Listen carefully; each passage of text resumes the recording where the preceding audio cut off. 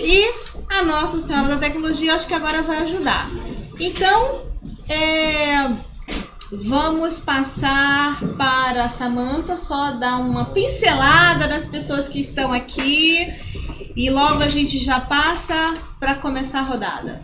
Pois é, gente, estamos aqui de volta, vamos ver se a tecnologia agora nos ajuda, né? A gente está de volta com Rodada Verde e hoje, claro, recebendo os convidados, José Luiz Pena, nosso presidente nacional do PV, Márcio França, ex-governador do estado de São Paulo, Henrico Missassi, ele que é deputado federal pelo Partido Verde, Fernando Guimarães, coordenador dos movimentos Direitos Já e Fórum da Democracia, pela Democracia, João Vitor Chaves, advogado especialista em Direito Administrativo e Constitucional. E a gente vai passar a palavra para ele, para o nosso presidente nacional do PV, José Luiz Pena.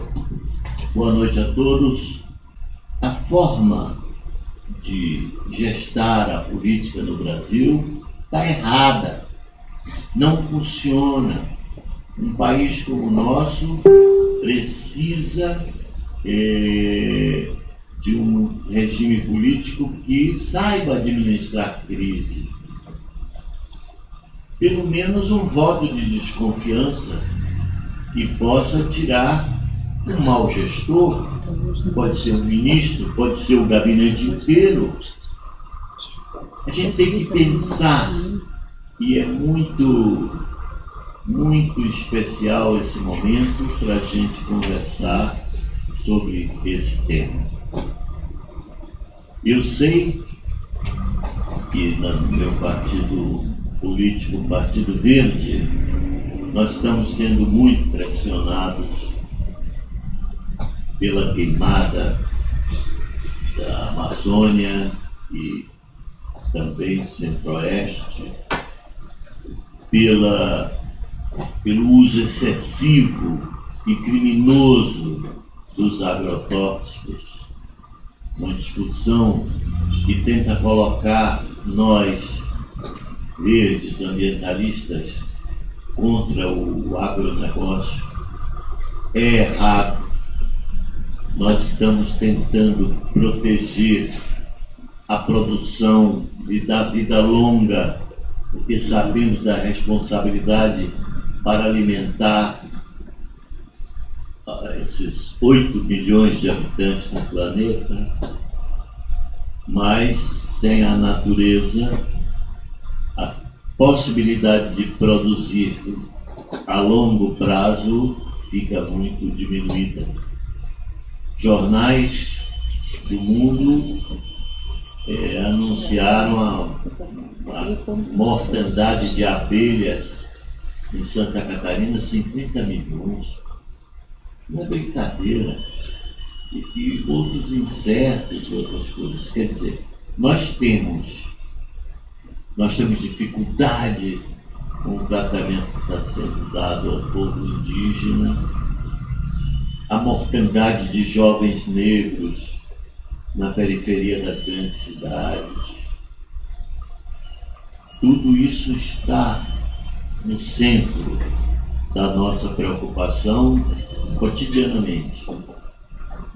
Agora, nós temos certeza que sem discutirmos e criarmos uma possibilidade de um regime político que saiba administrar crise num país mega diverso como o nosso, a gente não vai para lugar nenhum.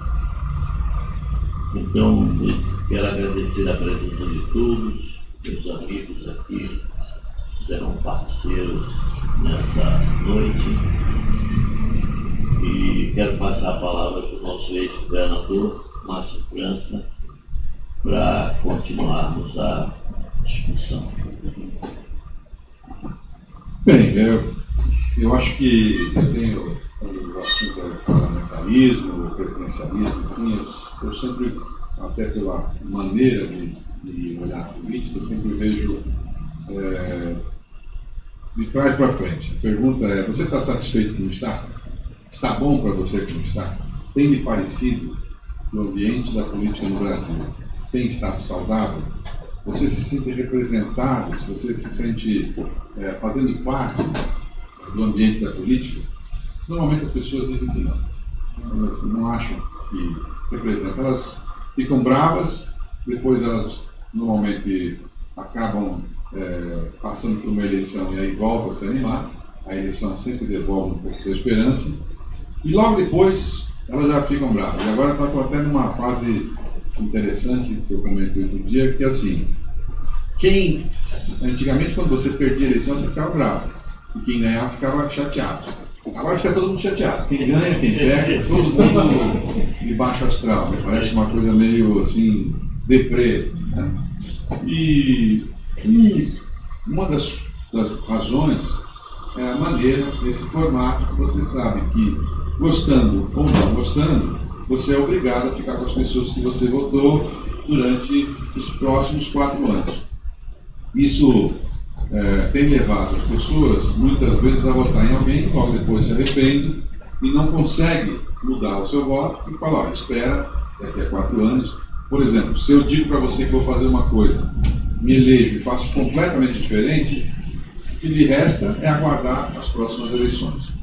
Bem, uma das formas de você criar uma alternativa é você mudando esse formato do regime, permitindo que um grupo de pessoas pressionadas possa, eventualmente, alterar essa coisa mais paralisada, mais estática durante esse período todo. Não é à toa que o parlamentarismo, ele divide praticamente metade da Europa é parlamentarista, ou mais da metade, e aqui na América do Sul quase nenhum estado, nenhum país é parlamentarismo. Porque a gente copia muito esse modelo americano, que é um modelo presidencialista. Quando a gente tentou colocar isso na votação, as pessoas foram contrárias, elas optaram em votar para o presidencialismo. Eu lembro que à época havia uma forte, os principais líderes, o Brizola, o próprio Lula, na época, fizeram campanha a favor do presidencialismo. Diziam que o parlamentarismo ia ser um golpe, porque era uma maneira de se tirar o voto do principal responsável, enfim. A gente não está discutindo parlamentarismo e presidencialismo para esse presidente, não é para esse presidente. É como uma maneira de você enxergar se é melhor, e na medida que você tenha um caso muito grave, digamos, eu sou candidato à presidência da República, num país hipotético. Aí eu prometo a você que eu não vou diminuir ou não vou mexer na Previdência. E depois eu resolvo mexer na Previdência, alterar o formato da Previdência, atrapalhando a vida de algumas pessoas, você vai poder ter o direito, você, os parlamentares, de eventualmente fazer o tal do voto de desconfiança e você então saca esse primeiro-ministro, essa pessoa que comanda, para que você tenha uma outra pessoa que se adapte àquilo que prometeu. Isso é bem mais fácil e é bem mais rápido do que o formato que nós temos hoje, que levou a impeachment. Enfim, o Pena falou de um suicídio, que é famoso por conta do Getúlio, mas nós tivemos vários suicídios políticos. Pessoas que ganharam eleições presidenciais e depois tiveram desempenhos muito ruins que acabaram provocando um suicídio quase que político. E, ao mesmo tempo, uma frustração, o que é pior. E quando a pessoa se frustra com a política, o que resta? Não é? Porque se ela não enxergar na política uma esperança, uma expectativa, e eu acho que a forma mais fácil hoje de você se convencer é porque nós somos daquele tempo em que as coisas demoravam para você acontecer, enfim, você mandava uma carta, a pessoa postava no correio, levava anos, meses para a pessoa chegar, receber aquela carta, enfim. Hoje, nós estamos falando com você aí agora, e nós estamos aqui postando, e você está vendo automaticamente aquilo que nós estamos falando. A pergunta é, será que no mundo assim tão rápido, as coisas na política devem demorar tanto? Ou será que a gente pode ter uma solução mais simples? A solução mais simples e mais rápida, nesse caso da desilusão, num formato parlamentarista que você pode trocar mais depressa, alterar, e por vezes, se a pessoa que ganha o comando do país, se ele não tiver a maturidade parlamentar, se ele não tiver a experiência parlamentar se não tiver um grupo de parlamentares que lhe dê sustentação, ele é trocado por outro, e isso não parece uma coisa absurda. Não fica parecendo um golpe ou uma coisa completamente errada, porque é um instrumento normal do formato parlamentarismo. No nosso caso, no nosso partido também, nesse instante é favorável ao formato parlamentarismo, mas é um início de um debate, porque para que você chegue ao formato de eventualmente consultar de novo as pessoas do Brasil inteiro, fazendo plebiscito ou fazendo um referendo, naturalmente é preciso que haja um caldo, que as pessoas percebam que está na hora da gente convocar de novo a população e que ela possa ter de maneira direta a sua decisão. Porque no fundo o que todos nós procuramos é o seguinte: nós queremos que as pessoas possam participar mais diretamente das decisões.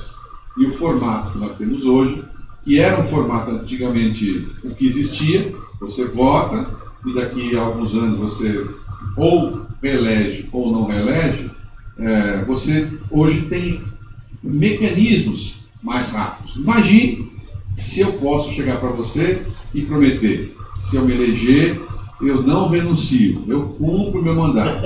E depois, é um caso hipotético, não existe muito esse caso no Brasil.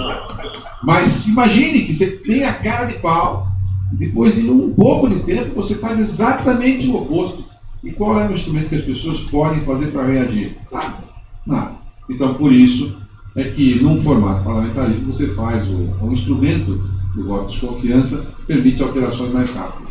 E parece que, dada a circunstância de que nós não conseguimos até agora, ou pelo menos assim nos últimos tempos, estamos com uma sensação de desânimo coletivo, onde ninguém acredita. Se você consultar nas pessoas, você acredita no comando da política do Brasil? As pessoas dirão, em sua maioria, acho que não acreditam.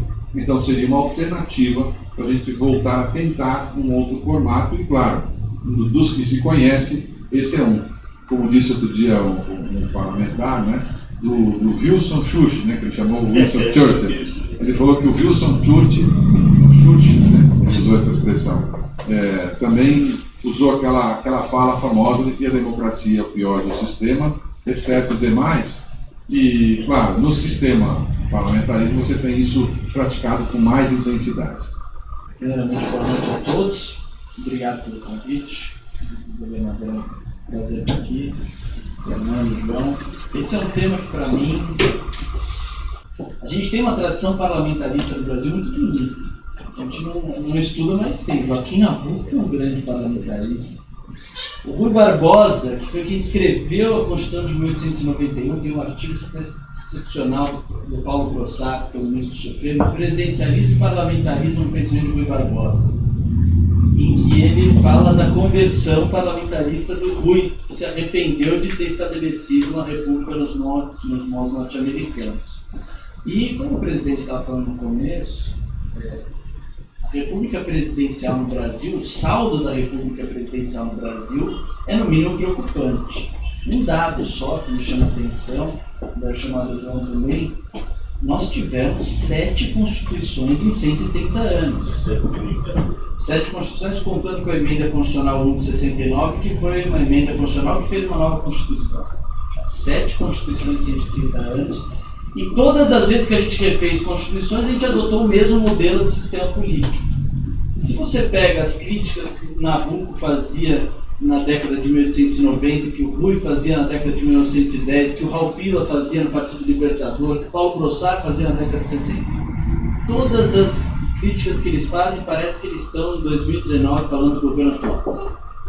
A permanência dos mesmos problemas, concomitante à permanência das mesmas instituições, deveria nos fazer uma reflexão profunda sobre o modelo político e não ficar a cada 4 anos falando só de renovação. Eu reclamo disso, que eu me beneficiei, tá? Ele só fala de renovação de pessoas e esquece de pensar seriamente sobre rearranjar as instituições para que as práticas, para que o resultado seja diferente. O Einstein falava que louco é aquele sujeito que faz todo dia a mesma coisa esperando resultados diferentes. Nós estamos com o mesmo sistema político há 130 anos esperando resultados diferentes. E eu queria tocar aqui, para não me alongar muito, em 3 pontos que eu acho que são os 3 pontos estruturantes do parlamentarismo que o distingue do presidencialismo e são, simultaneamente, as vantagens que o parlamentarismo tem. Primeiro, que às vezes as pessoas não falam muito, é que o parlamentarismo faz uma coisa fundamental. Ele separa a chefia de Estado da chefia de governo. Isso é de uma centralidade na discussão política que não dá para sublinhar demais. A gente precisa de um órgão, pelo menos no Estado, que esteja acima das dissensões políticas momentâneas. A gente precisa de um órgão de representação da unidade nacional, dos interesses permanentes da nação, que olhe o país em 50 e 60 anos, que tenha um mínimo de estar acima do embate político do momento. Os países que aboliram as monarquias na Europa, como o governador falou que são parlamentaristas hoje, fazem isso com o presidente da República, que é chefe de Estado. Mas é importante que haja um órgão de representação da unidade, um órgão de representação do todo nacional e um órgão de representação da opinião política majoritária do momento.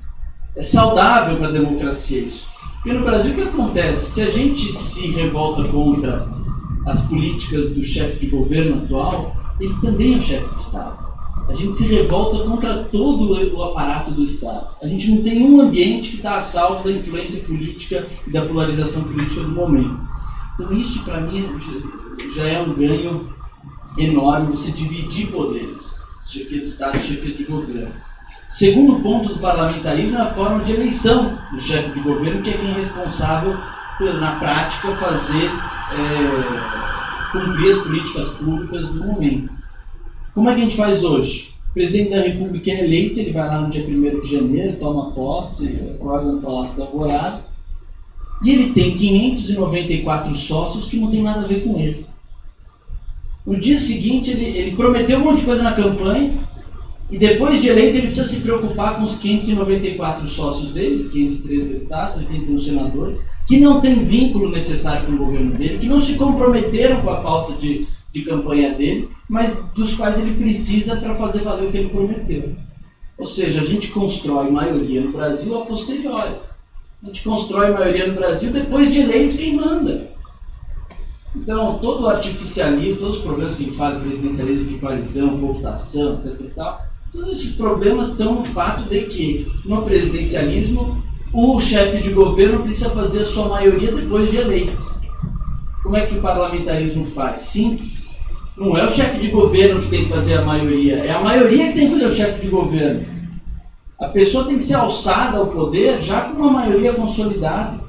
E aí essa maioria, se ele perder essa maioria, ele cai simultaneamente. Né? Não tem como, a gente, ainda mais com a Constituição que a gente tem, com tantos artigos, tantos detalhes, qualquer reforma que você precisa mexer na Constituição, tem 308 votos, fica muito difícil, muito artificial construir maioria no sistema presidencial. Eu estudo na FGV e a minha pergunta vai muito no sentido de entender como vocês veem a questão da governabilidade. Porque, ok, o sistema parlamentarista, você tem uma coalizão muito mais forte, mas quando cai o primeiro-ministro, cai todo mundo. E isso aqui no Brasil acaba sendo um problema, já que a insatisfação popular ela acaba sendo uma constante justamente por não ver a representatividade. Eu queria que vocês falassem um pouco sobre isso também. Não, o terceiro ponto. O terceiro ponto é a forma de... Quer dizer, o segundo ponto já era um pouco sobre isso, né? Sobre como construir a sua governabilidade. Eu não nego, tá? E eu sempre parto de um princípio que em política nada é perfeito. Você vai construir o melhor possível, mas sempre vai ter defeitos e sempre você vai ter que optar entre duas coisas que são imperfeitas. E o parlamentarismo tem um problema, é o caso da Itália. Tem um problema de instabilidade política. Se bem que na Itália é uma coisa maluca, né? A Itália é bem parecida com o Brasil. Lá, o primeiro-ministro ele é responsável tanto perante a Câmara quanto perante o Senado. Então é uma loucura aquilo lá. Eles têm 50 ministros em 50 anos. Mas o que precisa ser feito aqui, para garantir essa governabilidade, é construir uma maioria de partidos de uma forma ideológica que é chancelado pelas urnas, né, e criar uma cultura de debater os temas no parlamento. Isso é uma coisa boa do parlamentarismo. Ele valoriza, né, o parlamento, valoriza as decisões coletivas.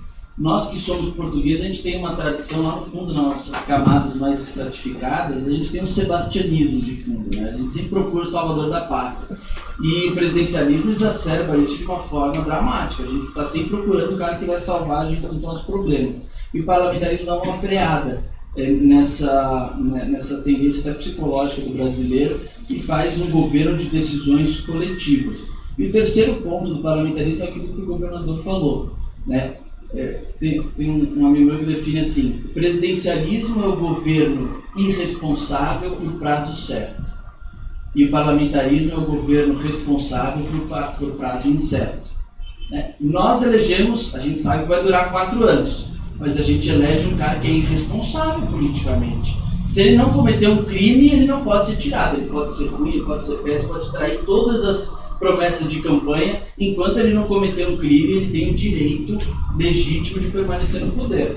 E o parlamentarismo dá flexibilidade, dá esse dinamismo próprio do mundo contemporâneo para o governo. Assim, a gente governa as nossas coisas, a nossa vida pessoal, assim, as empresas, restaurantes, etc. Se não está funcionando, você tira, né? E isso, o parlamentarismo traz essa responsabilização política constante para dentro da política. O último ponto, só para não me alongar, as pessoas falam que o parlamentarismo tira poder do povo. Mas no parlamentarismo esquece de falar que tem um mecanismo institucional de dissolver o parlamento em momentos de crise.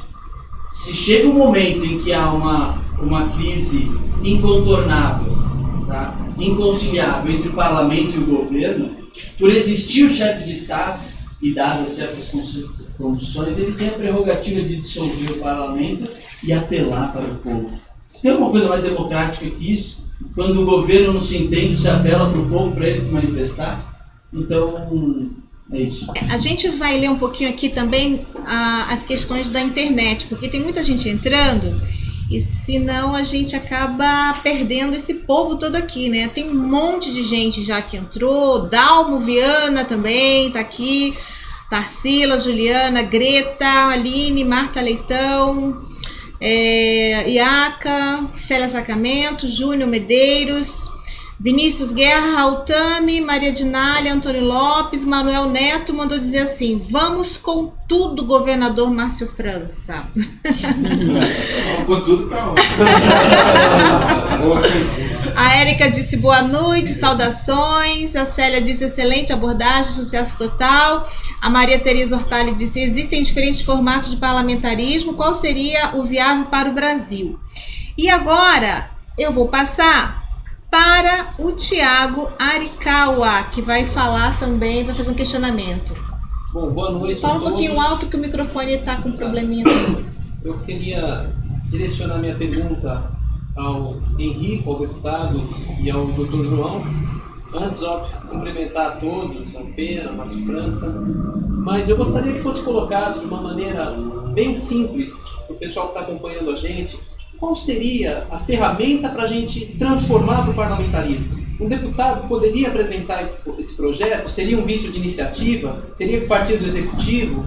Né? Como seria esse processo para a gente começar a pensar, a lutar por uma mudança como essa? Obrigado. A gente tem tudo para tornar isso uma discussão bastante profícua, né? Em função da questão da governabilidade que tem sido abordada aqui, né? E também pela questão da representatividade, né? Que muita gente não se sente representada, né?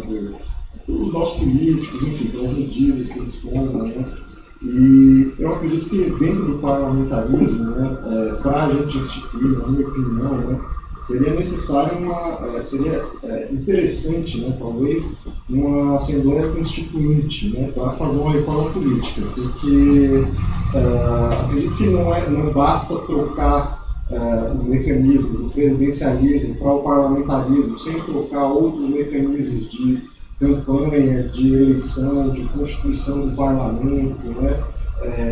Enfim, aspectos que são comuns, né, em outras democracias, como já foi mencionado aqui, né, por outros participantes, em Portugal, Espanha, Alemanha, né? Existem especificidades que precisariam ser abordadas, né, dentro do texto constitucional para que a gente pudesse introduzir essa questão do parlamentarismo. A nossa Constituição em si, ela já tem alguns mecanismos, né, mas precisaria de muitas adaptações, né, muitas discussões, né, um debate político mais aprofundado, envolvimento de toda a sociedade, né, e provavelmente uma ratificação por meio da participação popular, referendo, plebiscito, né, e, enfim, essa é a minha opinião, né, a respeito, para responder a pergunta, né, que o Thiago fez ali. A minha opinião, esse seria o mecanismo adequado, né, mais correto, por favor. Eu peço licença pelos meus amigos. Sempre se usou o parlamentarismo no momento crítico, como se fosse a salvação de todos os males. Não é assim. Nós precisamos criar uma consciência transformadora. Primeiro, fazer essa análise crítica de 130 anos desse regime, o que de fato aconteceu. E depois, quem vota vai acabar a eleição para presidente? Não vai. Essa divisão que acentuou aqui o Henrique é muito importante. E é o que está fazendo uma grande confusão nesse último mandatário aí. Ele não sabe o que é governo, o que é Estado, ele está dando, segundo ele, canelada em tudo que é lugar. Então, é muito importante que nós continuemos a conversar sobre isso, porque são várias formas possíveis, e lá atrás já houve um esforço para criar um parlamentarismo brasileiro. Aliás, houve muito esforço nesse sentido. Muito mais do que uma Dilma, a gente vê hoje um Rodrigo Maia muito mais como uma figura de primeiro-ministro, ditando muito mais as regras que o presidente. E se a gente for retomar a presidentes anteriores, o presidente da Câmara sempre teve uma força muito grande. Como que vocês veem esse mix e como isso se porta hoje no Brasil?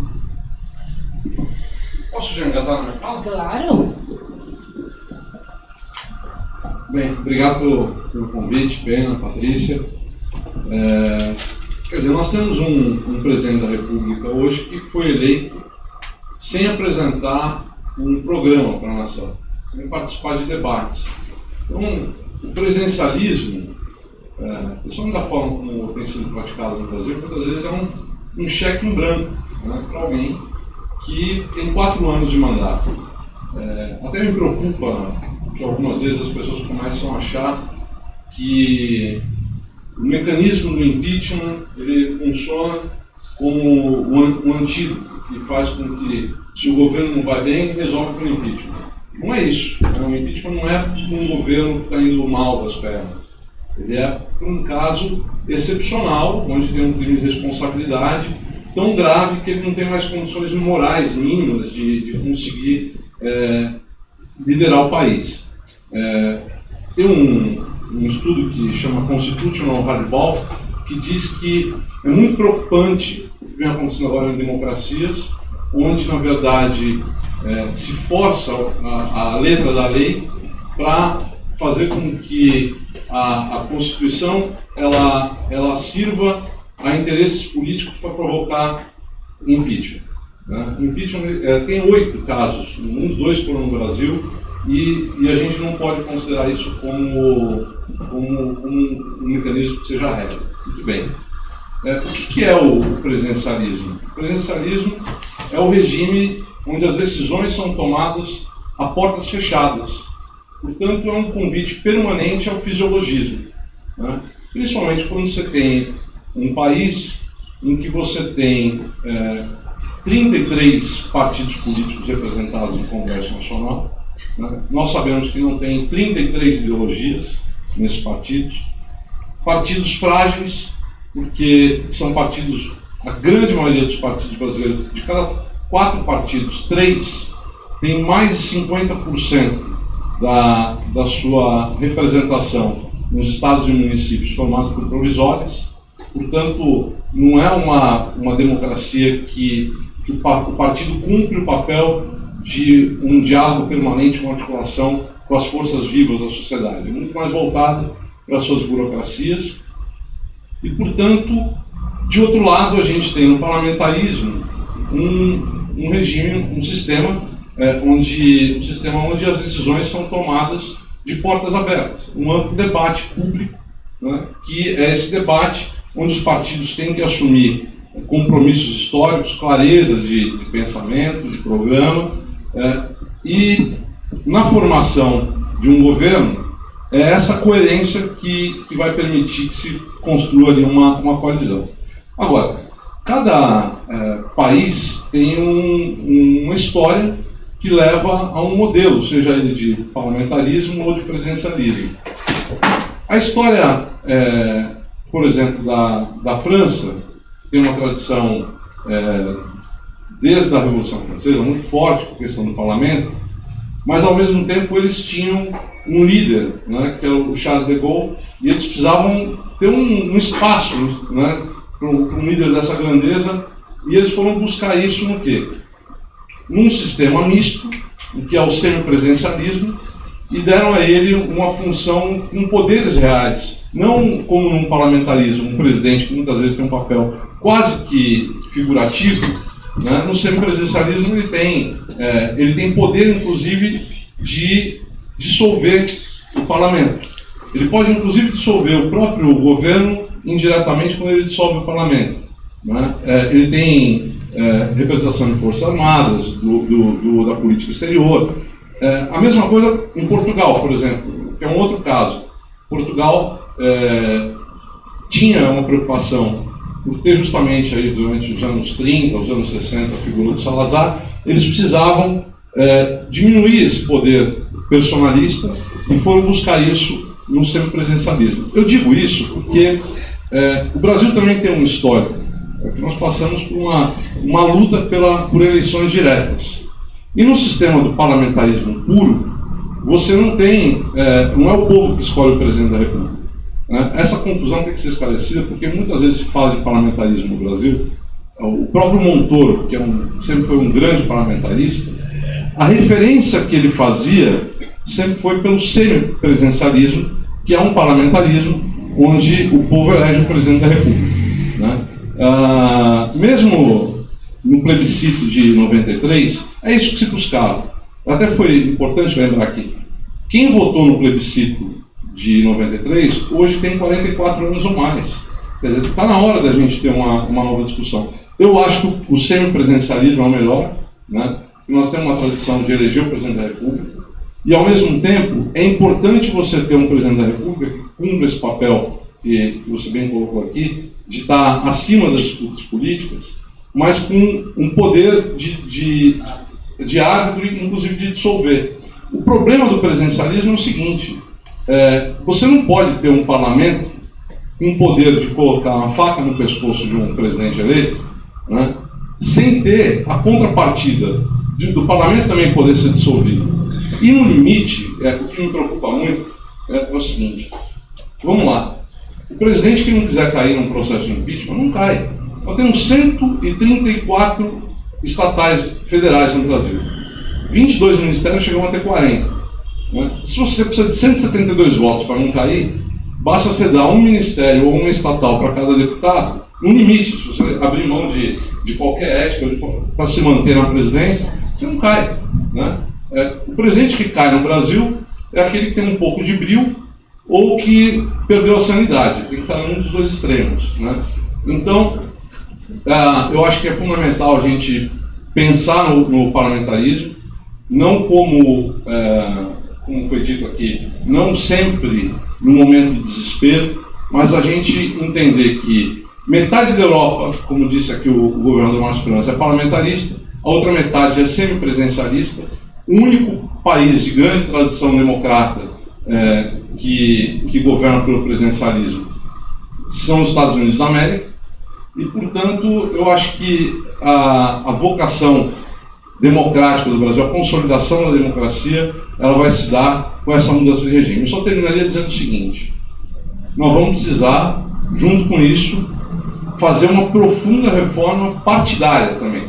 né? E reforma política. O parlamentarismo, para ele funcionar, ele precisa ter um sistema que seja, por exemplo, de citar um misto, né? Ele permite o funcionamento de um parlamentarismo. Nós precisamos ter menos partidos, não dá para ter parlamentarismo com 33 partidos no parlamento.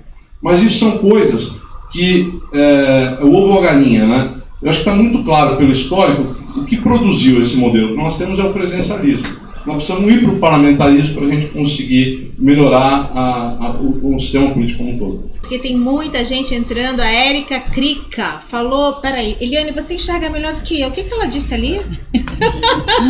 Eu vou ter que colocar óculos. Volta lá, Érica.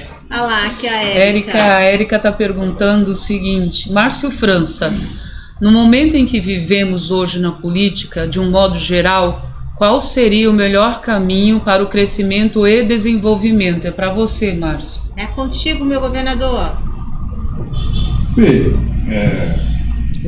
São muitas fórmulas, né? Claro que todo mundo, quando se elege, eu imagino que tem a intenção de poder acertar.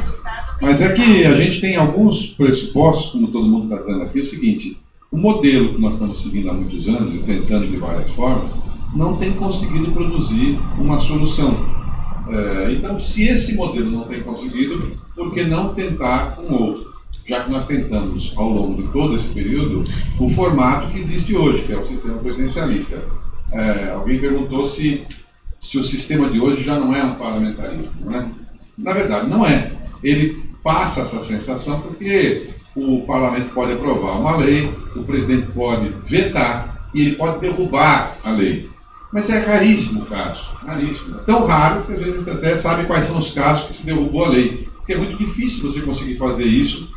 E, na minha forma de pensar, uma maneira de você alterar essa lógica, dessa distância, dessa sensação, é você conseguir fazer algum jeito de aproximar o eleito de quem votou nele. Quando a gente vai discutir sobre parlamentarismo, a primeira coisa que vem na cabeça é o seguinte: mas, Márcio, se eu já não confio nos parlamentares, se você consultar hoje na população, você confia no parlamento brasileiro? O que as pessoas vão dizer? Não confio. A maioria diz que não confia. Não é? Então, se eu não confio, eu ainda vou entregar o poder para que esse parlamento tome conta? Mas eu quero alertar que há um erro nessa pergunta.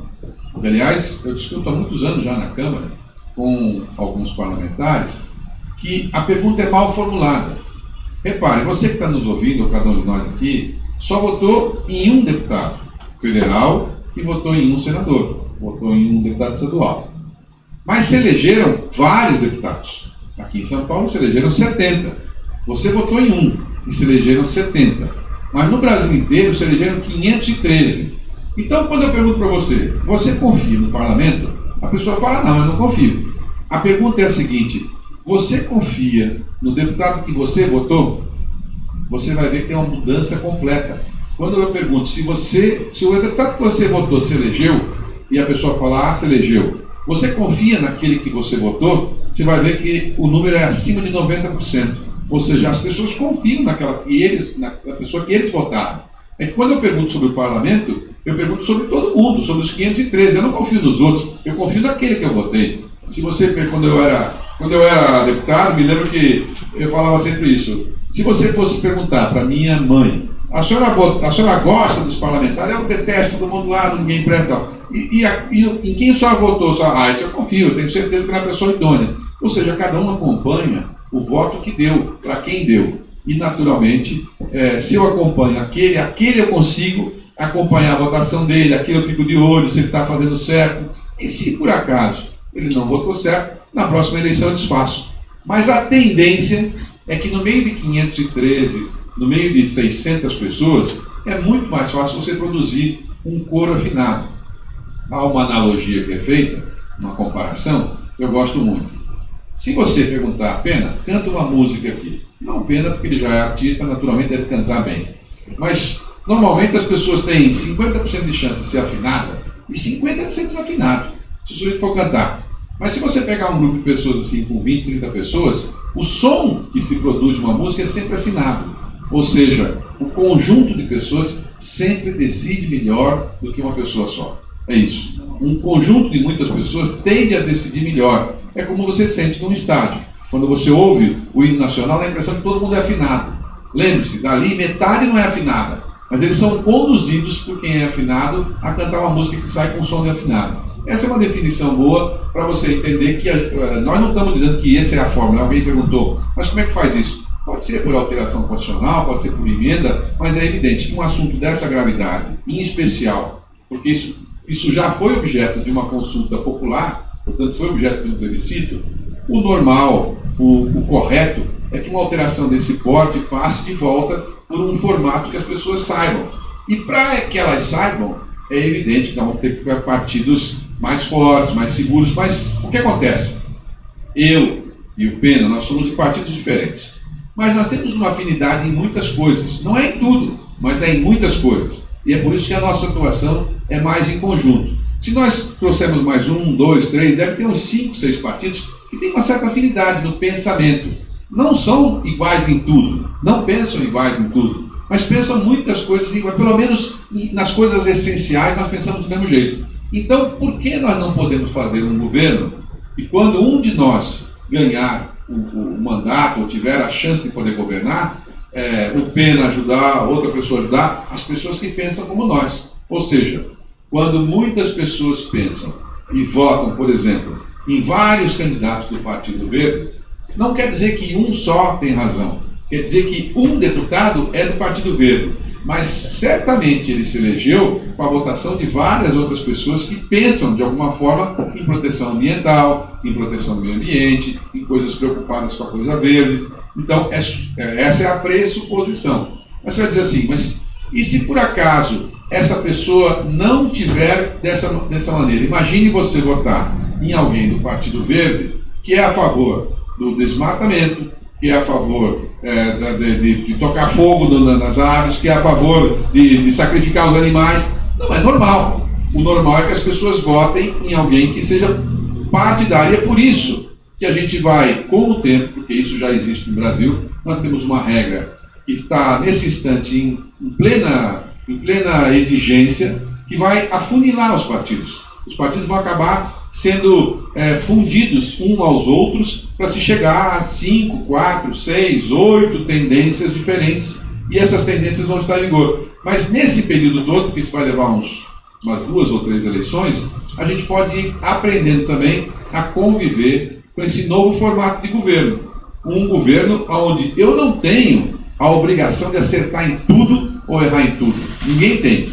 Eu já fui prefeito, eu já fui governador de São Paulo. Muitas coisas eu acertei, mas outras eu posso não ter acertado. Certamente, se eu estiver ouvindo mais gente, a chance de eu acertar é maior. E é por isso que a gente faz a defesa dessa teoria.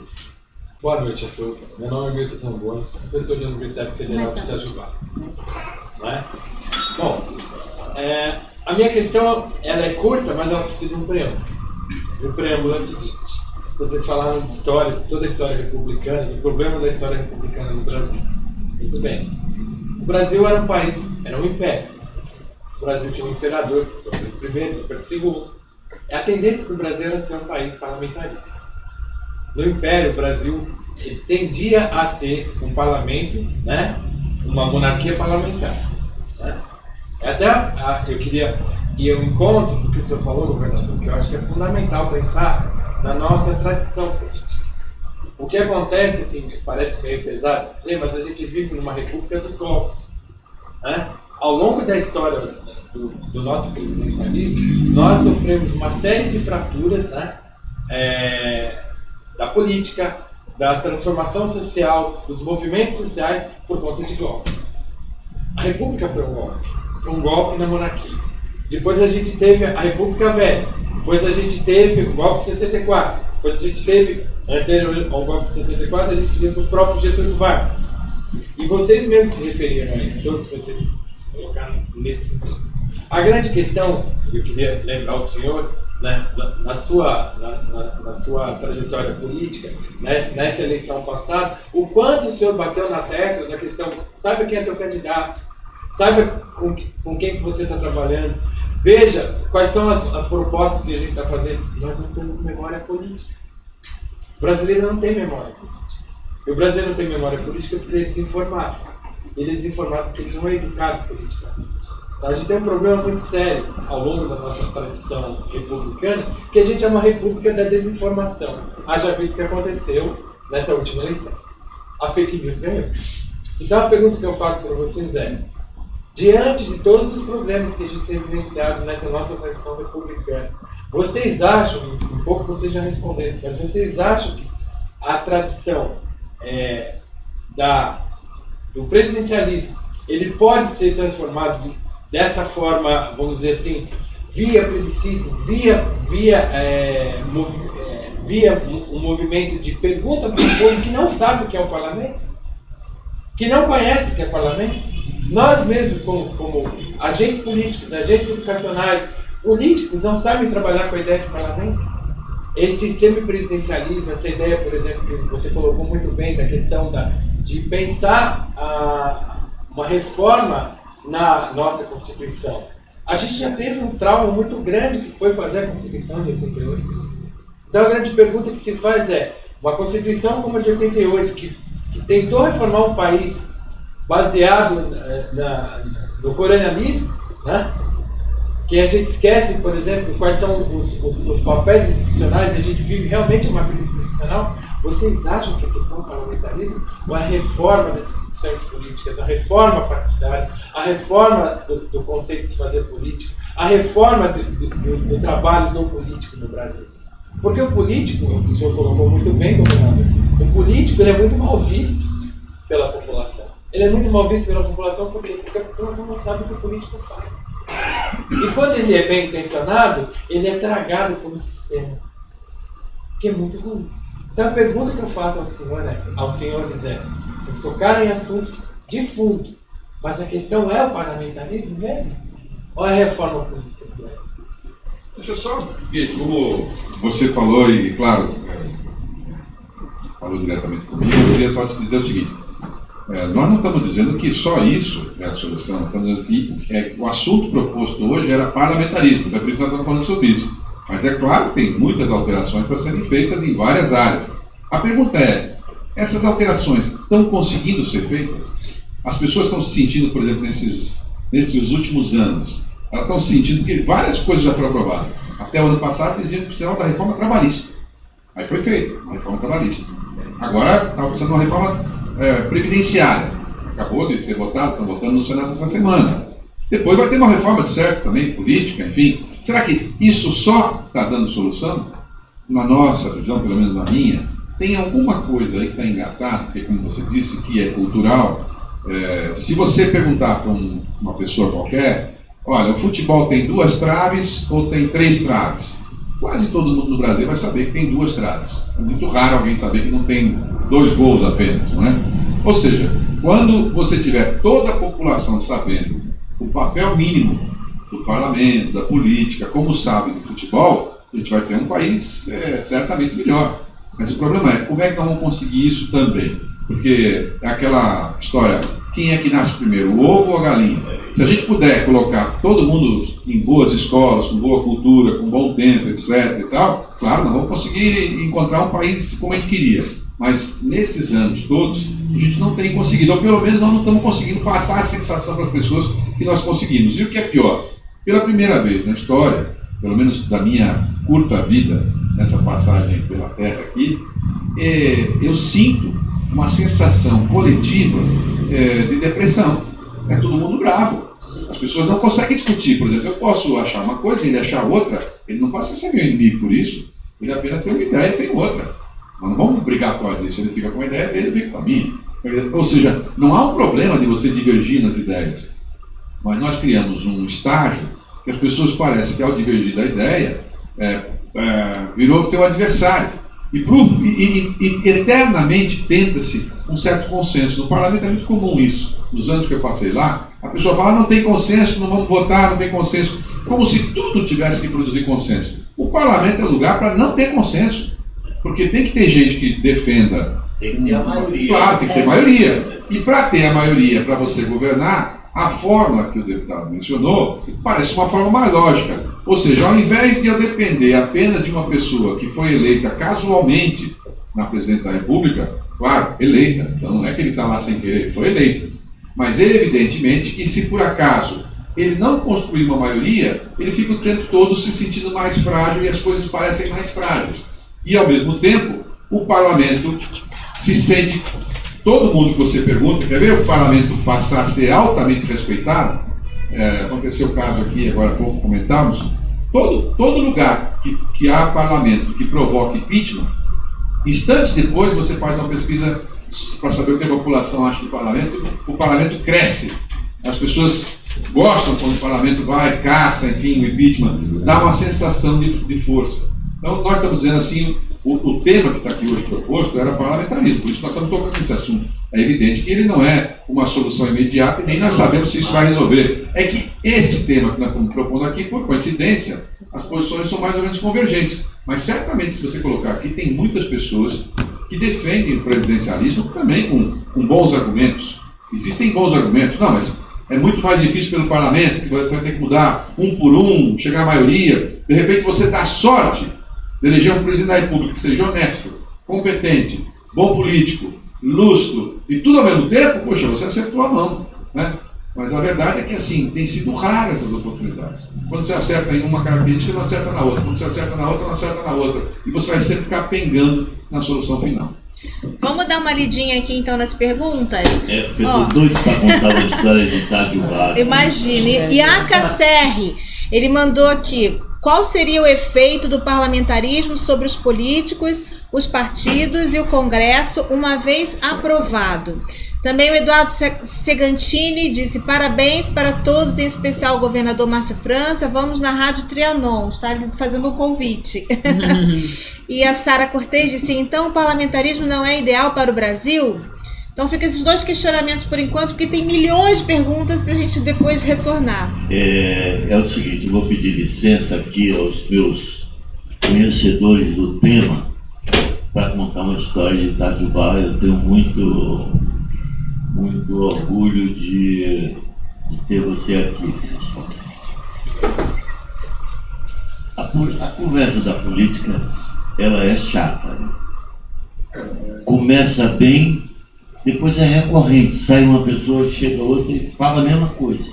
Você tem que responder a mesma coisa. Fica uma chatice.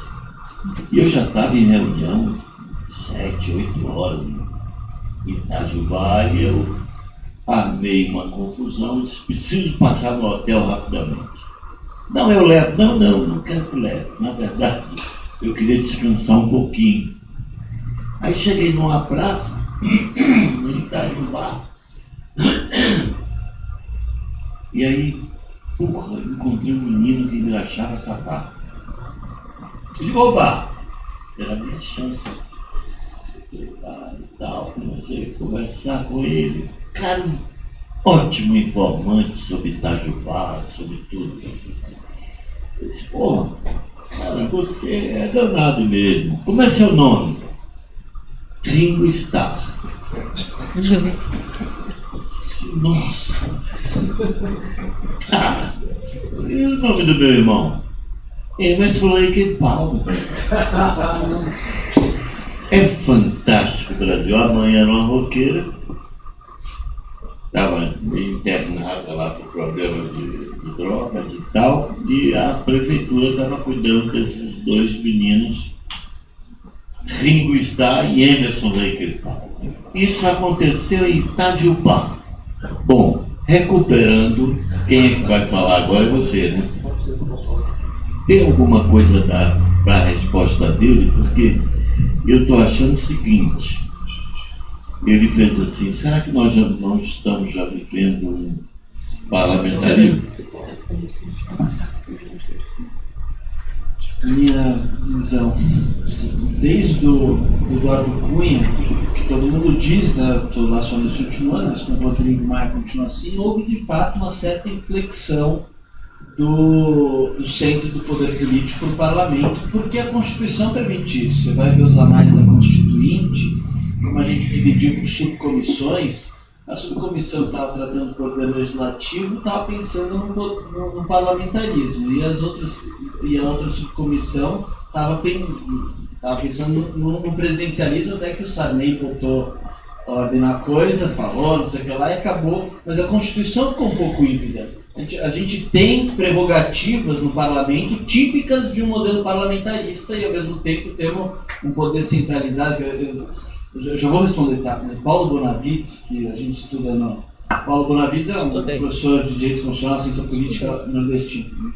Ele fala, né, com Ciência Política dele, uma frase que eu nunca vou esquecer. Ele fala assim, Luís XIV, né, que é o Rei Sol, o rei que falou que o Estado sou eu, ele falou, se Luís XIV soubesse da existência de um cargo de presidente da República no Brasil, ele trocaria sem pestanejar uma vida como rei por 4 anos como presidente. Nossa. Nunca houve alguém com tanto poder. De fato, teve essa inflexão do poder legislativo, só que tem um grande problema nisso, porque as instituições não estão arranjadas. A gente acaba tendo 2 agendas concorrentes.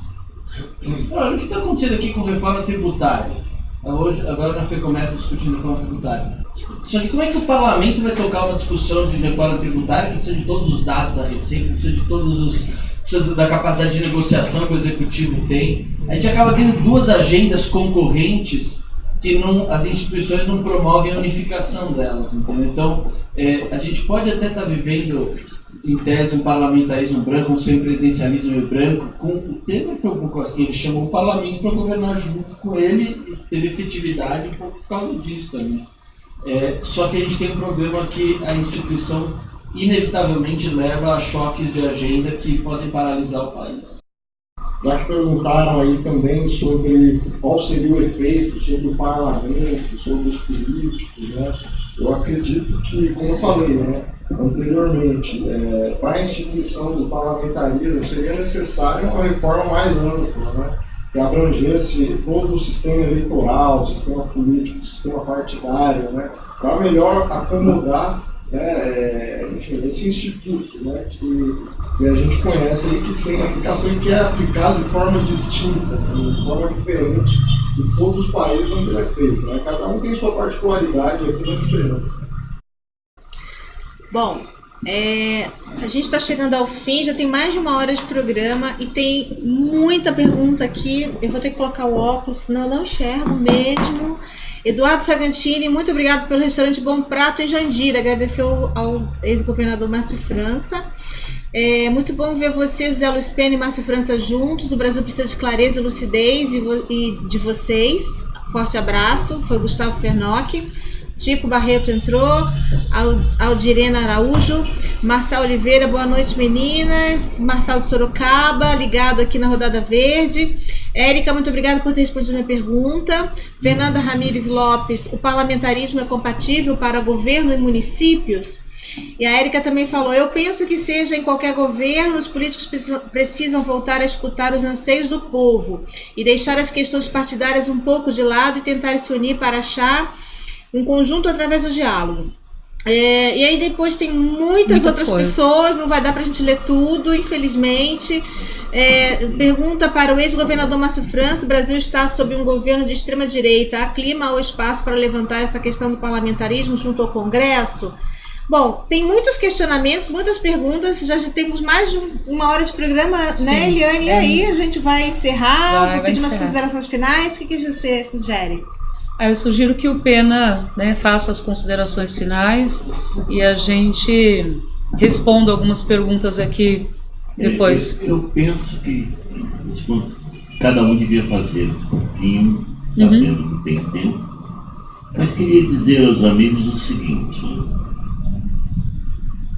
não é real essa coisa de que tem muito partido, por isso a democracia no Brasil não funciona. Não é real. A sociedade brasileira tem que ter a liberdade de criar tantos quantos partidos lhe chegar à cabeça. Agora, existe uma esquizofrenia nisso. Todo presidente que quer meter a colher no Congresso cria partidos, racha partidos. A Dilma criou 5. Criou o PSD para rachar o PFL à época.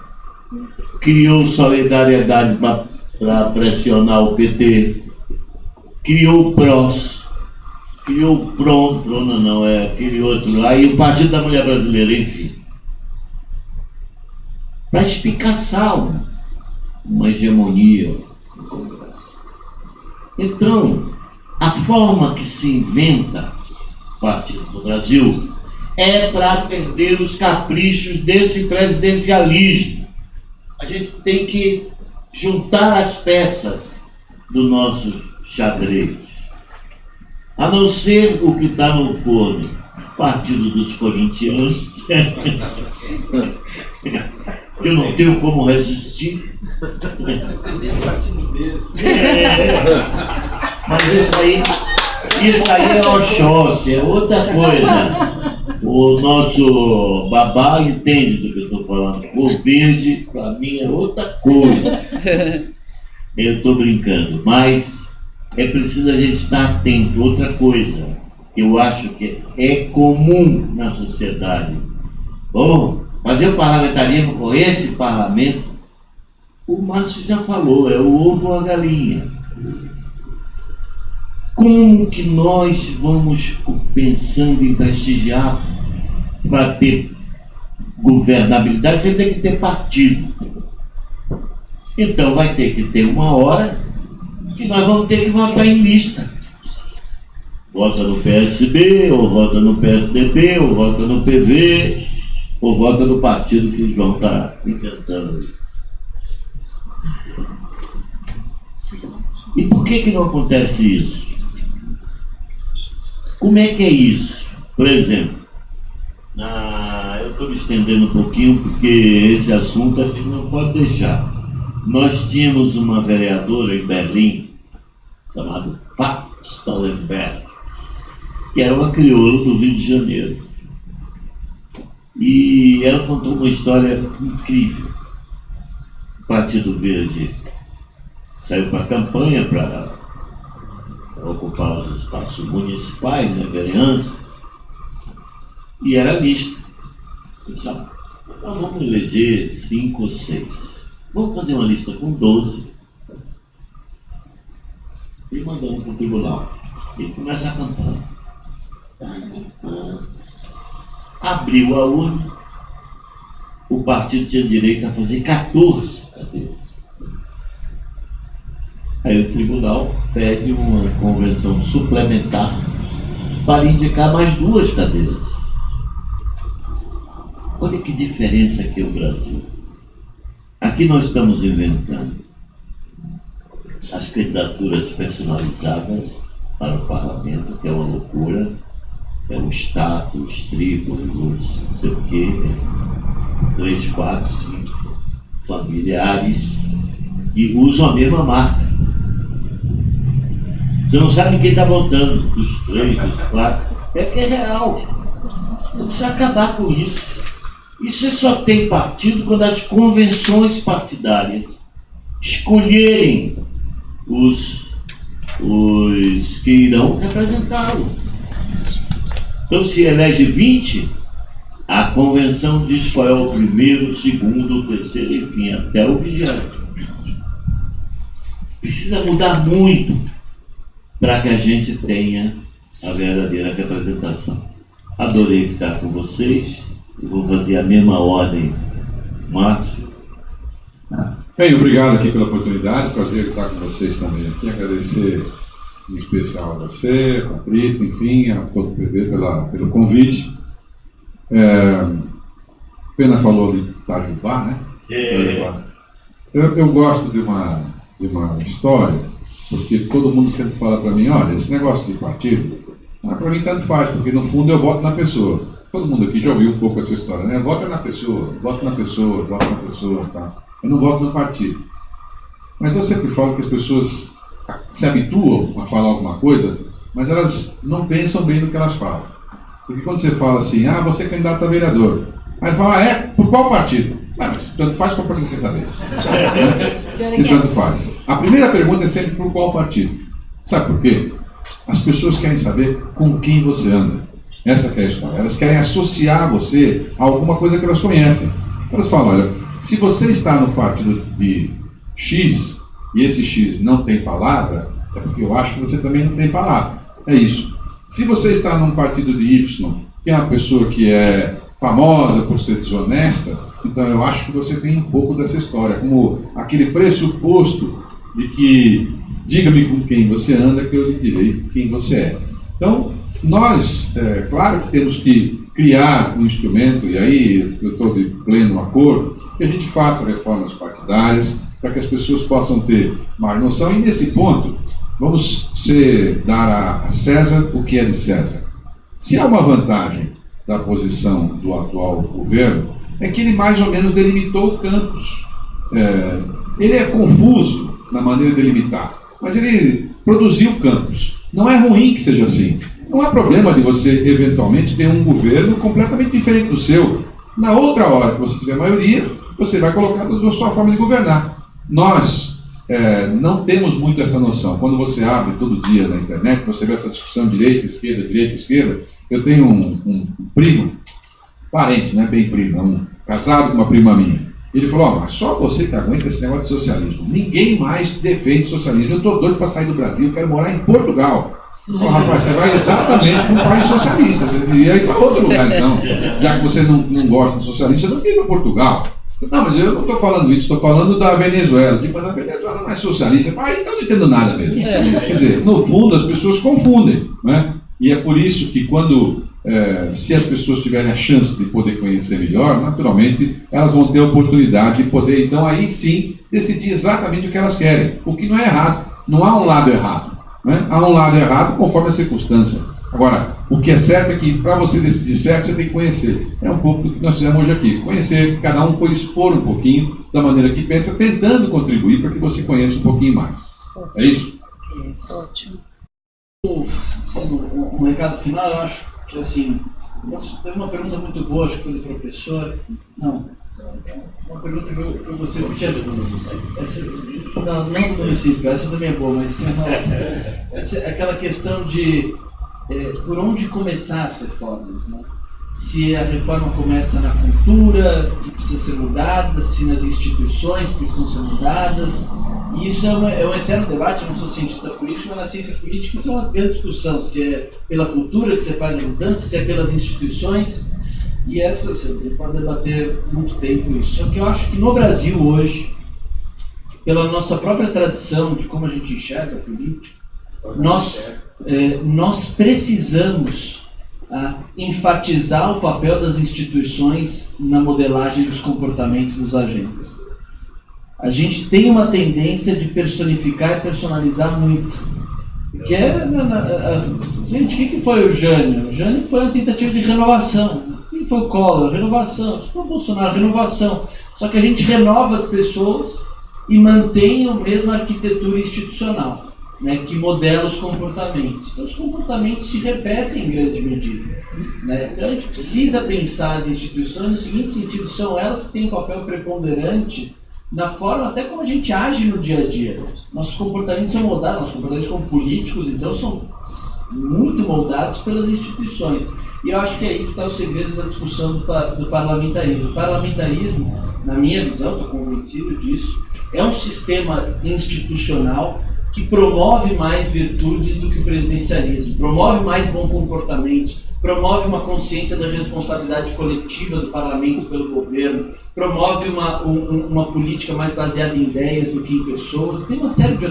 Eu acho que o parlamentarismo é aquela chave que a gente tem que mudar para começar outras reformas institucionais. Tá? Eu arriscaria fazer uma reforma, pode ser, aí a calibragem sendo presidencial, a gente vai ser, tem que ver, né? Não tem resposta pronta. Mas eu acho que é aquele ponto que a gente muda e desencadeia uma grande mudança no Brasil.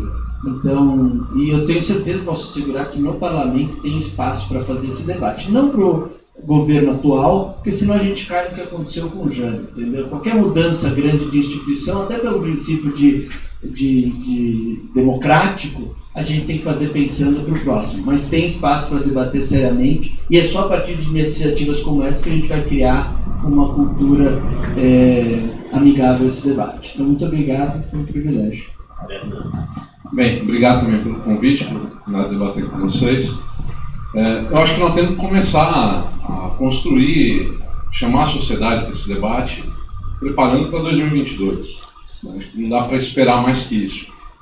Agora, eu costumo dizer o seguinte: quem tem convicção parlamentarista, foi feita uma pergunta se é possível ter parlamentarismo nos municípios e no Estado. Sim, né, os países parlamentaristas utilizam esse sistema, alguns, mas o prefeito ou o governador que tem a convicção, na hora que ele assume, basta ele reunir o secretariado, colocar na mesa de cada secretário o programa de governo e dizer: eu me comprometi, eu fui eleito com esse programa, chamar os líderes partidários e dizer: fiscalizem os meus secretários, porque o nosso acordo que promoveu essa aliança é em cima desse programa.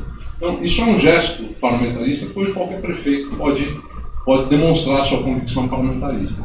E aí eu militei a minha vida toda ao lado do ex-governador Franco Montoro, fui assessor dele, coordenei a última campanha dele para deputado federal, e sempre que ele falava da cidade de São Paulo, a grande bandeira que ele defendia sempre, e eu me entusiasmava muito com isso, portanto eu vou aproveitar a oportunidade para terminar com isso, que era os conselhos de participação, que nós temos aqui em cada subprefeitura, que hoje a gente sabe que são inócuos, né? Porque ninguém ouve esses conselhos e eles não têm efetividade nenhuma na política do município. Mas o Montoro dizia: o parlamentarismo, ele começa no município, na subprefeitura. E ele propôs isso, que o conselho é que propusesse ao prefeito de São Paulo quem deveria ser o subprefeito. E aí o prefeito responde sim ou não. Se o prefeito falar não, o conselho propõe um segundo nome. E o prefeito responde sim ou não. Na terceira vez, é o prefeito que propõe o nome. E o conselho responde sim ou não.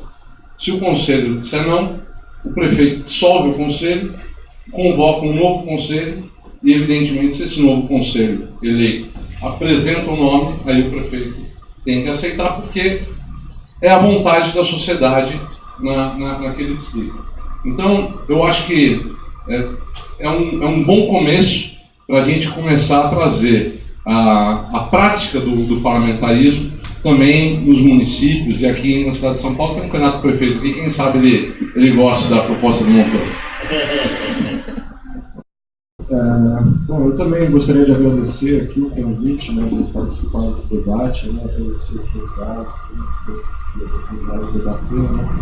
Acho que é uma oportunidade que eu espero que se repita. Eu acredito que existe muito espaço ainda para discussão, né, e, enfim, acredito que existem muitos argumentos bons, né, onde a gente possa utilizar, né, para enfim, sustentar as nossas posições, né, sempre com respeito às opiniões divergentes, né, e, enfim, e oferecendo sempre alternativas, né, para os problemas políticos, né, que a gente enfrenta aí desde sempre, né.